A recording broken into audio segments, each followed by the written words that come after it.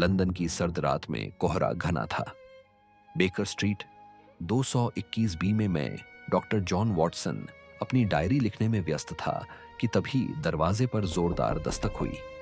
Sherlock Holmes, जो अपनी तंबाकू की पाइप के साथ कुर्सी पर बैठा था, तुरंत सतर्क हो गया। दरवाजा खोलते ही एक अधेड़ उम्र का सज्जन अंदर आया। उसकी आंखों में डर था। मेरा नाम हेनरी मॉर्टन है, उसने कांपते हुए कहा। कल रात मेरे करीबी मित्र एडवर्ड हैम्पटन की बेरहमी से हत्या कर दी गई। कैसे मरा? मैंने पूछा। वह अपने घर की स्टडी में मृत पाया गया।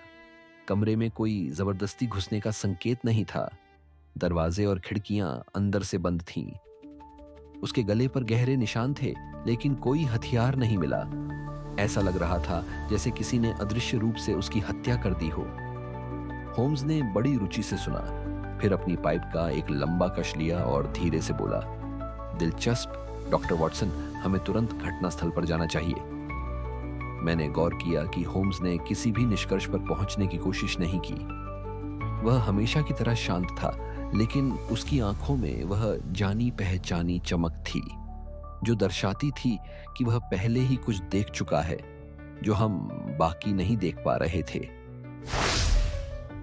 घटनास्थल पर पहुंचते ही हमने एडवर्ड हैम्पटन के घर का निरीक्षण शुरू किया। घर के भीतर सन्नाटा था। केवल एक पुराने घड़ी की टिक टिक गूंज रही थी। हमें स्टडी रूम की ओर ले जाया गया, जहां एडवर्ड की लाश पड़ी थी।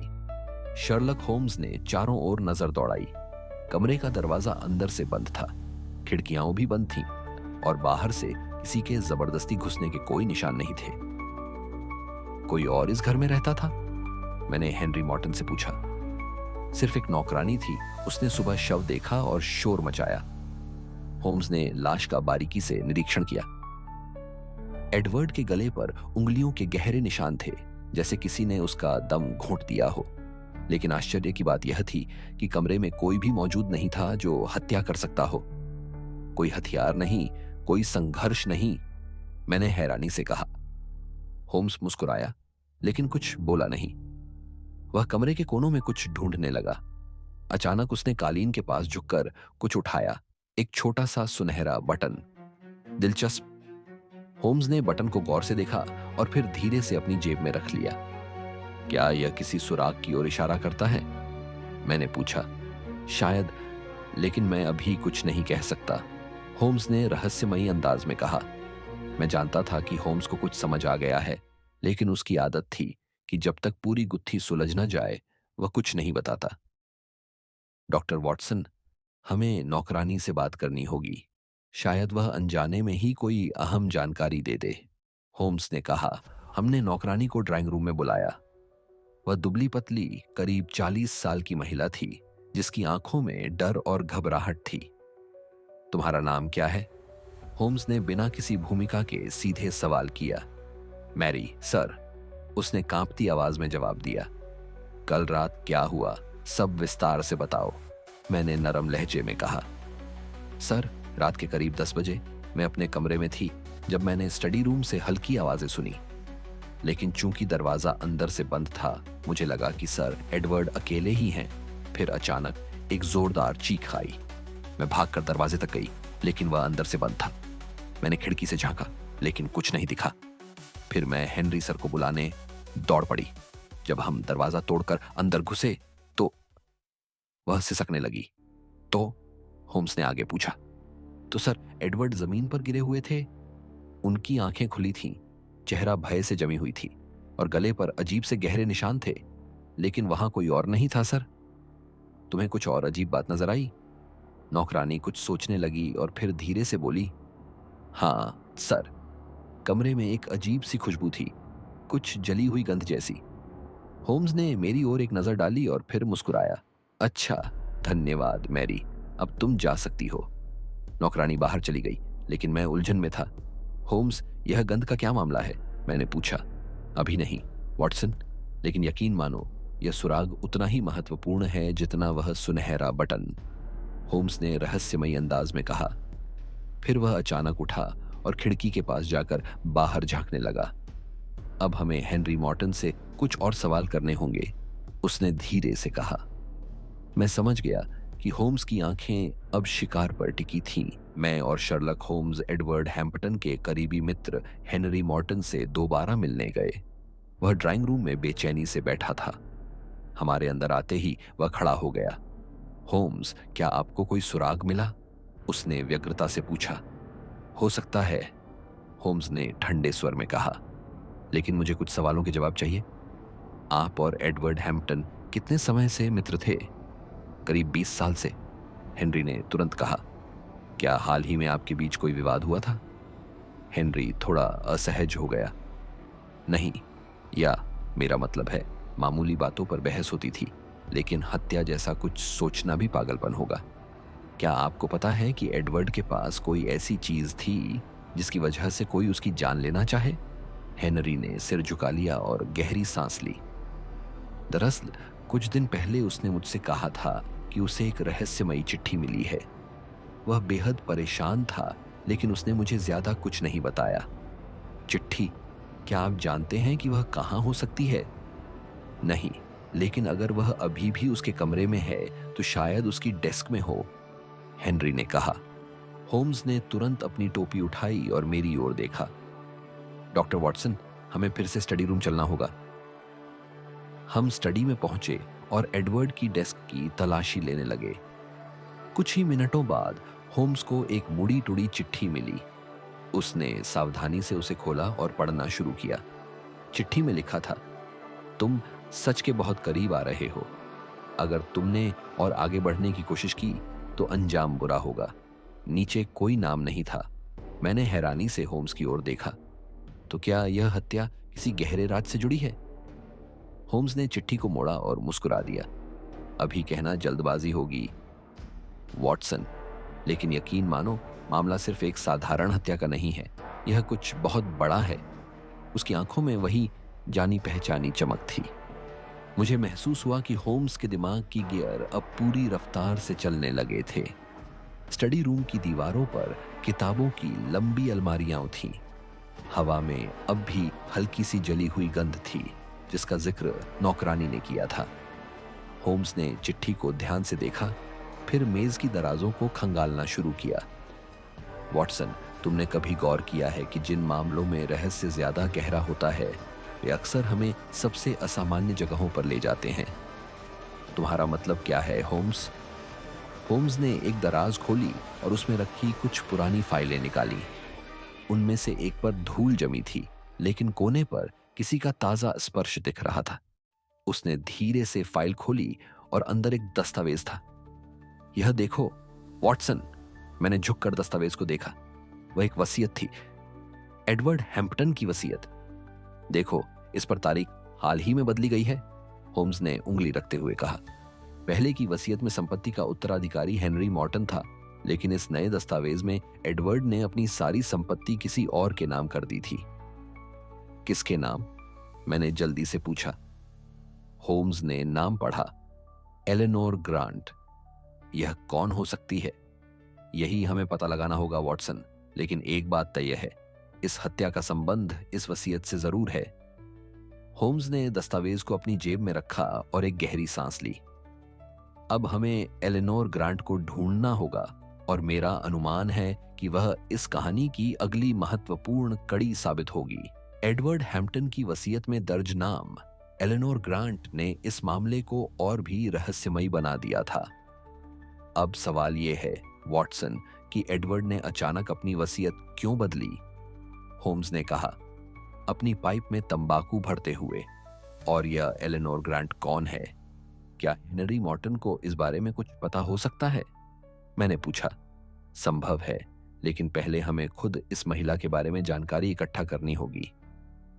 लंदन की गलियों में खोजबीन हम जल्द ही सेंट्रल रिकॉर्ड ऑफिस पहुंचे, जहां से हमें एलेनोर ग्रांट का पता मिला। Bloomsbury street, number 17। रात का अंधेरा घिर चुका था जब हम वहां पहुंचे। यह एक पुराना सुनसान मकान था। दरवाजे पर हल्की सी दस्तक देने पर कोई जवाब नहीं मिला। क्या वह घर पर नहीं है? मैंने पूछा। मुझे ऐसा नहीं लगता। होम्स ने दरवाजे की दरारों को गौर से देखा। यहां कोई ना कोई जरूर है। होम्स ने जेब से एक तार का टुकड़ा निकाला और कुछ ही सेकंड में दरवाजे की कुंडी खोल दी। हम अंदर घुसे और सामने का दृश्य देखकर मैं सन्न रह गया। कमरे के बीचों बीच एक महिला जमीन पर गिरी हुई थी, एलेनोर ग्रांट। उसकी आंखें खुली थीं, लेकिन शरीर पूरी तरह स्थिर था। होम्स, कहीं ये दूसरी हत्या तो नहीं? मैंने जल्दी से उसकी नब्ज जांची। नहीं, वह जिंदा है, होम्स ने कहा, लेकिन गहरी बेहोशी में है। तभी हमारी नजर कमरे की दीवार पर गई। वहां लाल स्याही से कुछ लिखा हुआ था। मुझे रोको, अगर तुम कर सकते हो। होम्स के चेहरे पर गंभीरता छा गई। अब यह मामला सिर्फ एक हत्या का नहीं रहा, वॉटसन। ये किसी ऐसे दुश्मन का खेल है जो चाहता है कि हम उसके पीछे भागें। और मेरा मानना है कि हम उसके जाल में तेजी से फंसते जा रहे हैं। एलेनोर ग्रांट जमीन पर बेहोश पड़ी थी और दीवार पर लिखे शब्दों ने मामले को और रहस्यमय बना दिया था। मुझे रोको, अगर तुम कर सकते हो। मैंने जल्दी से एलेनोर की नब्ज जांची। वह कमजोर थी, लेकिन धड़क रही थी।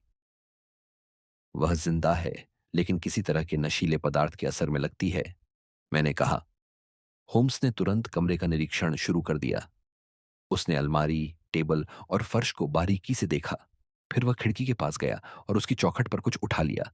एक आधा जला हुआ कागज। देखो वॉटसन, यह महत्वपूर्ण हो सकता है। होम्स ने कागज को गौर से देखा। उस पर कुछ अधूरे शब्द दिख रहे थे। अगर मैं मारी गई तो समझ लेना कि हत्यारा। बाकी हिस्सा जल चुका था। इसका मतलब है कि एलेनोर को पहले से पता था कि उसकी जान को खतरा है, मैंने कहा। बिल्कुल, होम्स ने सहमति जताई। और इसका सीधा संबंध एडवर्ड की हत्या से है। तभी एलेनोर ने हल्की कराह के साथ आंखें खोलीं। मिस ग्रांट, क्या आप मुझे सुन सकती हैं? मैंने धीरे से पूछा। उसने मुश्किल से सिर हिलाया। यह बताइए, आपको किसने बेहोश किया? होम्स ने तुरंत सवाल दागा। एलेनोर ने कांपते होठों से फुसफुसाकर कहा, वही जिसने एडवर्ड को मारा। और इसके बाद वह फिर से बेहोश हो गई। अब हमें इसे अस्पताल ले जाना होगा, मैंने कहा। नहीं, वॉटसन, इसे कहीं और ले जाना ज्यादा खतरनाक हो सकता है। हत्यारा अब भी आसपास है। हमें यहीं से जवाब निकालने होंगे, होम्स ने दृढ़ता से कहा। उसकी आंखों में वही पुरानी चमक थी जो संकेत देती थी कि वह सच के बेहद करीब पहुंच रहा था। एलेनोर ग्रांट बेहोश पड़ी थी और उसकी टूटी फूटी बातों ने एक नई गुत्थी खोल दी थी। वही जिसने एडवर्ड को मारा। इसका मतलब था कि एडवर्ड की हत्या और एलेनोर पर हुआ हमला एक ही शख्स ने किया था। लेकिन सवाल यह था, कौन और क्यों? मैंने खिड़की से बाहर झांका। सड़क पर घना कोहरा था। माहौल में एक अजीब सा सन्नाटा था, जैसे कोई हमें छुपकर देख रहा हो। होम्स, तुम्हें नहीं लगता कि हम किसी खतरनाक खेल में फंस गए हैं? मैंने चिंतित स्वर में कहा। बिल्कुल, वॉटसन, होम्स ने धीमे स्वर में कहा। लेकिन यही खेल मुझे रोमांचित करता है। नया सुराग। तभी होम्स ने अलमारी की ओर इशारा किया। क्या तुमने देखा? अलमारी का दरवाजा थोड़ा खुला हुआ है। हमने अलमारी खोली और अंदर रखी चीजों की जांच करने लगे। कपड़ों के बीच एक पुराना डायरियों का बंडल रखा था। होम्स ने सबसे ऊपर वाली डायरी निकाली और उसके पन्ने पलटने लगा। यह एडवर्ड हैम्पटन की डायरी है, उसने चौंक कर कहा। डायरी के एक पेज पर खास तौर पर कुछ शब्द लिखे थे। मुझे शक है कि हेनरी मॉर्टन कुछ छुपा रहा है। मैं जल्द ही सच तक पहुंच जाऊंगा। अगर मुझे कुछ होता है तो एलेनोर को यह सब बताना होगा। मैंने हैरानी से होम्स की ओर देखा। तो क्या हेनरी मॉर्टन इस हत्या में शामिल है? मैंने पूछा। होम्स ने डायरी बंद की और मुस्कुराया। वॉटसन, हत्या के मामलों में हमेशा पहली नजर में जो दिखता है वह सच नहीं होता। हेनरी मॉर्टन जरूर कुछ छुपा रहा है, लेकिन क्या वह असली हत्यारा है? यह कहना अभी जल्दबाजी होगी। तभी कमरे के बाहर किसी के तेज कदमों की आहट सुनाई दी। हम दोनों सतर्क हो गए। कोई हमारी बातें सुन रहा था, होम्स ने फुसफुसाकर कहा। मैंने धीरे से दरवाजा खोला और बाहर झांका, लेकिन वहां कोई नहीं था। अब हमें जल्दी करनी होगी, वॉटसन। हत्यारा जान चुका है कि हम उसके करीब पहुंच रहे हैं। अगला वार कब और कहां होगा, यह हमें पहले ही समझना होगा। और इसी के साथ शर्लक होम्स की आंखों में एक नई चमक थी। अब यह खेल अपने अंतिम मोड़ की ओर बढ़ रहा था। होम्स की नजरें अब भी दरवाजे पर टिकी थीं, लेकिन बाहर कोई नजर नहीं आ रहा था। वॉटसन, किसी ने हमारी बातें सुनी और तेजी से भागा। यह साफ है कि हम सही रास्ते पर हैं, उसने कहा। लेकिन सवाल यह है कि वह कौन था। हमें इस पर ध्यान देने की जरूरत नहीं है। अगर वह हत्यारा था तो जल्द ही फिर से सामने आएगा। होम्स ने अपनी पाइप सुलगाते हुए कहा। अब दादा, एलेनोर की कहानी। तभी एलेनोर ग्रांट ने हलचल की और धीरे धीरे होश में आने लगी। मिस ग्रांट, क्या आप हमें बता सकती हैं कि आपको किसने बेहोश किया? मैंने पूछा। एलेनोर ने कांपते हुए कहा, मैं ज्यादा याद नहीं कर पा रही, लेकिन किसी ने मेरे घर में घुसकर मुझे अचानक पीछे से दबोच लिया। मुझे एक अजीब सी महक महसूस हुई और फिर सब अंधेरा हो गया। क्या आपको किसी पर शक है? मैं नहीं जानती, लेकिन एडवर्ड कुछ दिनों से बहुत डरा हुआ था। उसने कहा था कि अगर उसे कुछ हो जाए तो मैं पुलिस को उसकी डायरी दूं। डायरी हमें मिल चुकी है, होम्स ने कहा, और यह साबित करता है कि एडवर्ड को किसी न किसी से खतरा था। लेकिन यह खतरा सिर्फ उसे ही क्यों? तभी एलेनोर ने कुछ याद करते हुए कहा, एडवर्ड ने मुझे बताया था कि उसने किसी पुराने राज को उजागर किया है जो कई लोगों की जिंदगियां बदल सकता है। कैसा राज? मैंने पूछा। मुझे ठीक से नहीं पता, लेकिन उसने हेनरी मॉर्टन का नाम जरूर लिया था। नया मोड़। हेनरी मॉर्टन फिर से शक की घेरे में आ गया। मैंने कहा, नहीं वॉटसन, अभी नहीं। होम्स ने धीरे से कहा, हमें जल्दबाजी नहीं करनी चाहिए। मैं पहले इस पुराने राज की गहराई में जाना चाहता हूं। फिर वह अचानक उठा और तेजी से बाहर निकलने लगा। कहाँ जा रहे हो होम्स? हमारे अगले गवाह से मिलने, वॉटसन। और यकीन मानो, अब खेल और भी दिलचस्प होने वाला है। होम्स तेजी से सड़क पर बढ़ा और मैं भी उसके पीछे हो लिया। अंधेरा घना हो चुका था और लंदन की गलियां किसी छिपे हुए खतरे का आभास करा रही थीं। अब हम कहाँ जा रहे हैं होम्स? मैंने हाँफते हुए पूछा। हेनरी मॉर्टन से एक आखिरी सवाल करने, उसने जवाब दिया। हम हेनरी के घर पहुंचे, लेकिन दरवाजे पर दस्तक देने के बावजूद कोई जवाब नहीं मिला। यह अजीब है, मैंने कहा। होम्स ने धीरे से दरवाजे को धक्का दिया। वह खुला था। हम अंदर घुसे और सामने का दृश्य देखकर मैं सन्न रह गया। हेनरी मॉर्टन की मौत। हेनरी फर्श पर पड़ा था, बिल्कुल निश्चल। उसकी आंखें खुली थीं, लेकिन चेहरा भय से जमी हुई थी, जैसे मरने से पहले उसने कुछ बेहद डरावना देखा हो। क्या वह भी मारा गया? मैंने जल्दी से उसकी नब्ज जांची। नहीं, वह अभी जिंदा है, लेकिन गहरी बेहोशी में है, होम्स ने उसके शरीर का निरीक्षण करते हुए कहा। क्या यह वही हमलावर हो सकता है जिसने एलेनोर पर हमला किया था? संभावना तो है, होम्स ने कहा, लेकिन ध्यान दो वॉटसन, यहां भी वही अजीब सी जली हुई गंध है जो हमें एडवर्ड के कमरे में मिली थी। फिर से वही गंध, मैंने हैरानी से कहा। इसका मतलब है कि हमला करने वाला एक ही तरीका इस्तेमाल कर रहा है, और अगर मैं सही हूं तो इसका संबंध किसी पुराने रहस्य से है। रहस्यमयी दस्तावेज। तभी मेरी नजर हेनरी की मुट्ठी पर गई। उसमें एक कागज का टुकड़ा था। मैंने धीरे से उसे खोला। उस पर सिर्फ एक ही लाइन लिखी थी, 1975 में जो हुआ वह दोबारा नहीं होना चाहिए। 1975 में क्या हुआ था होम्स? मैंने पूछा। होम्स कुछ देर तक कागज को घूरता रहा, फिर उसकी आंखों में वही चमक आ गई। अब यह साफ है वॉटसन, हमें इस हत्या की जड़ें इतिहास में तलाशनी होंगी, और मेरा अनुमान है कि हम इस रहस्य के अंत के बेहद करीब हैं। हेनरी मॉर्टन की मुट्ठी में मिला वह कागज का टुकड़ा, जिस पर लिखा था 1875 में जो हुआ वह दोबारा नहीं होना चाहिए, ने इस मामले को एक नई दिशा में मोड़ दिया था। होम्स, 1875 में ऐसा क्या हुआ था? मैंने उत्सुकता से पूछा। होम्स कुछ देर तक सोचता रहा, फिर बोला, हमें ब्रिटिश अभिलेखागार, ब्रिटिश आर्काइव्स जाना होगा। वहां हमें 1975 से जुड़ी कोई ना कोई जानकारी जरूर मिलेगी। ब्रिटिश अभिलेखागार में खोजबीन। हम अगले ही घंटे ब्रिटिश अभिलेखागार पहुंचे। वहां के लाइब्रेरियन ने हमारी मदद की और हमें 1975 के महत्वपूर्ण घटनाओं से जुड़े दस्तावेज लाकर दिए। होम्स ने ध्यान से उन्हें पढ़ना शुरू किया। कुछ देर बाद उसकी निगाहें एक पुराने अखबार की सुर्खी पर जाकर ठहर गईं। लंदन बैंक घोटाला 1775। मैंने जल्दी से पढ़ा। 1975 में लंदन के सबसे प्रतिष्ठित बैंकों में से एक में एक बड़ा घोटाला हुआ था। इस घोटाले में कई जाने माने व्यापारियों का नाम सामने आया था। मामला अदालत तक पहुंचा, लेकिन मुख्य आरोपी रहस्यमय परिस्थितियों में गायब हो गया। आज तक कोई नहीं जानता कि असली अपराधी कौन था। होम्स, क्या तुम्हें लगता है कि इस घोटाले का संबंध एडवर्ड की हत्या से हो सकता है? बिल्कुल, वॉटसन, होम्स ने कहा। यह कोई संयोग नहीं हो सकता कि 1975 का मामला अचानक हमारी जांच में सामने आए। फिर उसने अखबार के अगले पन्ने को देखा और एक नाम पढ़कर उसकी भौहें तन गईं। इस मामले में मुख्य गवाह था हेनरी मॉर्टन के पिता, अल्बर्ट मॉर्टन। पिता का गुप्त अतीत। हेनरी का पिता इस घोटाले का गवाह था? मैंने चौंक कर कहा।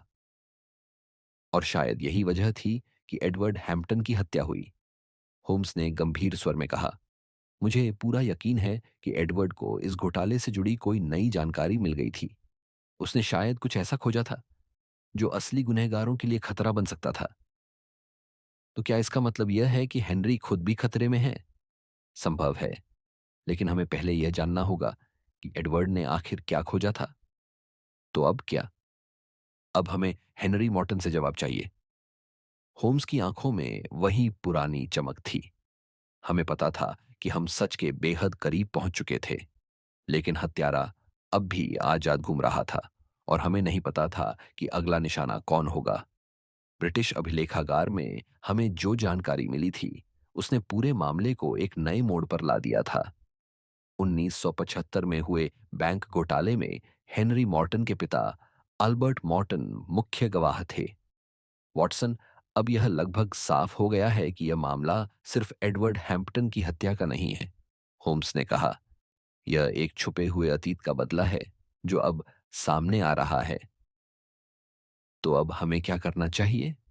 मैंने पूछा। हमें हेनरी मॉर्टन से बात करनी होगी। हो सकता है उसके पास कुछ ऐसे जवाब हों जो हमें इस पहेली को हल करने में मदद करें। हेनरी मॉर्टन का खुलासा। हम सीधे हेनरी मॉर्टन के घर पहुंचे, जो अभी भी बेहोशी से उबर रहा था। उसने हमें देखकर एक गहरी सांस ली। तुम लोग फिर आ गए, उसने थकी हुई आवाज में कहा। हेनरी, हमें सच बताने का यह आखिरी मौका है, होम्स ने सख्त लहजे में कहा। 1975 के बैंक घोटाले का संबंध इस हत्या से क्या है? हेनरी के चेहरे पर चिंता की लकीरें उभर आईं। वह कुछ देर तक चुप रहा, फिर धीरे धीरे बोला। मेरे पिता, अल्बर्ट मॉर्टन, उस घोटाले में गवाह थे, लेकिन उन्होंने कभी पूरी सच्चाई नहीं बताई। असल में वे खुद भी उसमें शामिल थे। क्या? मैंने चौंक कर कहा। हाँ, हेनरी ने सिर झुका लिया। बैंक घोटाले के असली मास्टरमाइंड तीन लोग थे। अल्बर्ट मॉर्टन, विलियम ग्रांट और एडवर्ड हैम्पटन के दादा, चार्ल्स हैम्पटन।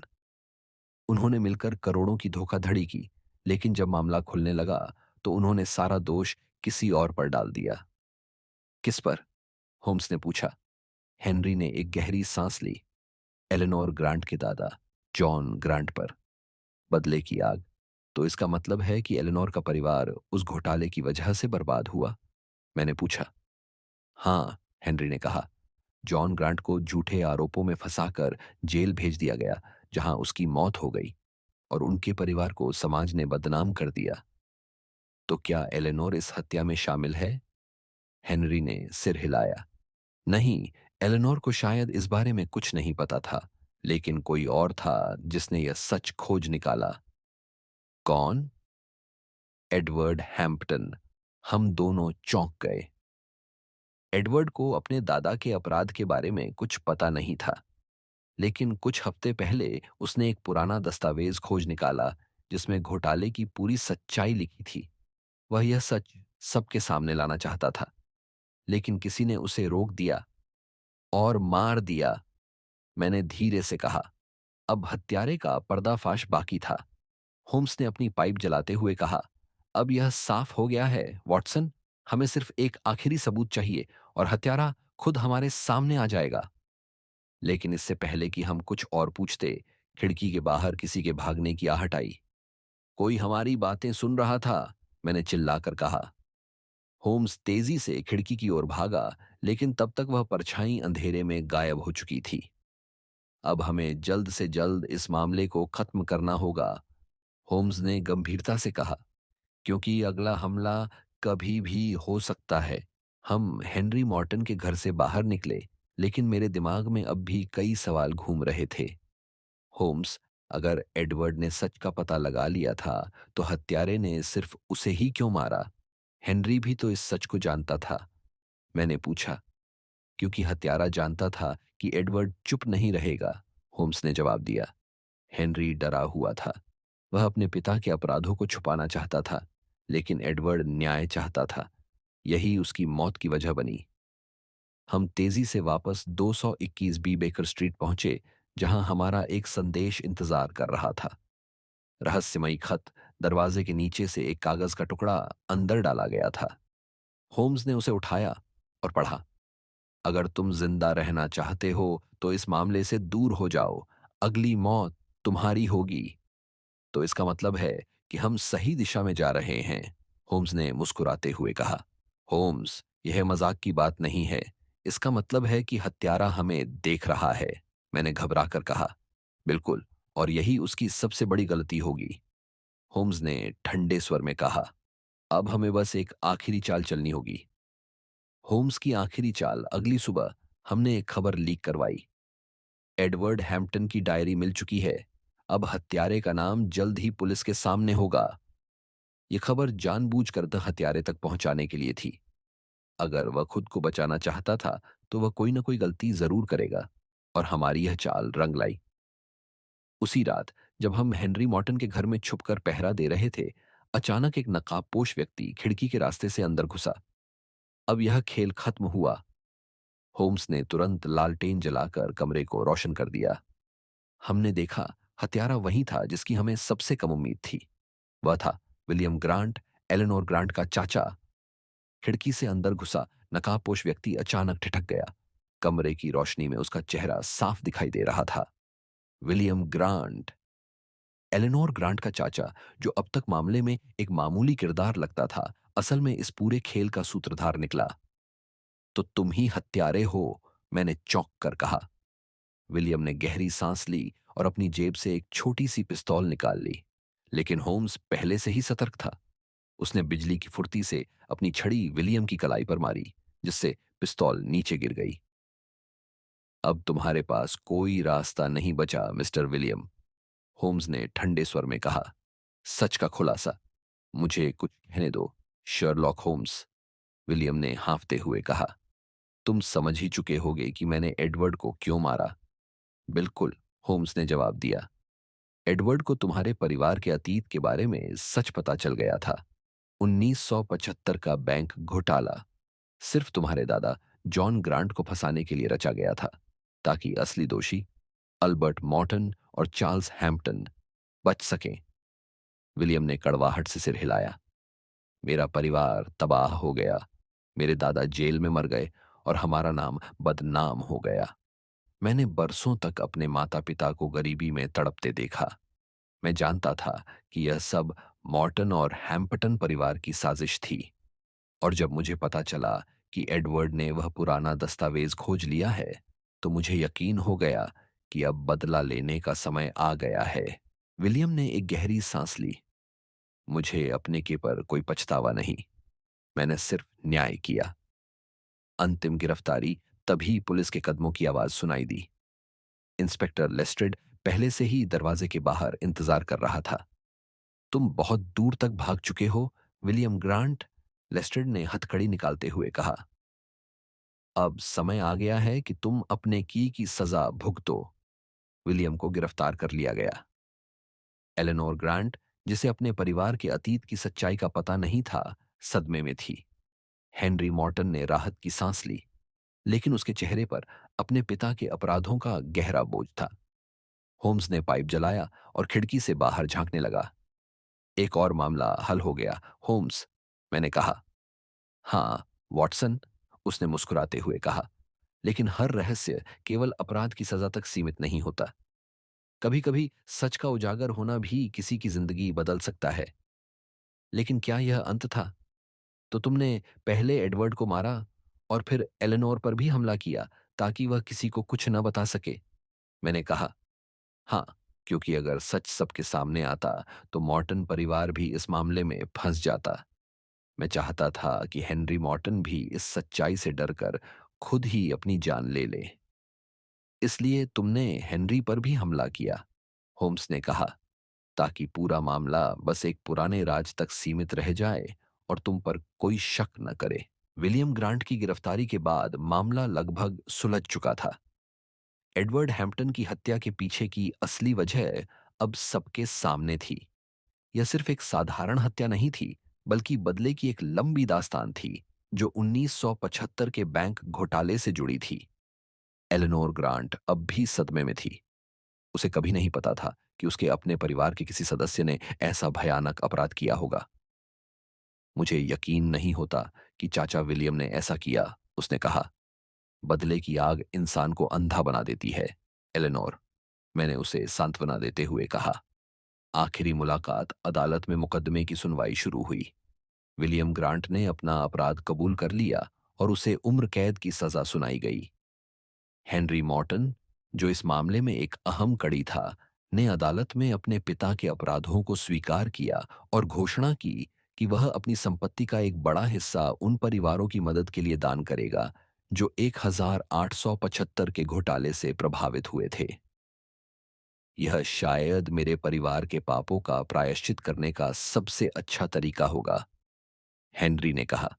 शर्लॉक होम्स का निष्कर्ष सुनवाई के बाद हम 221 बी बेकर स्ट्रीट पर वापस लौटे।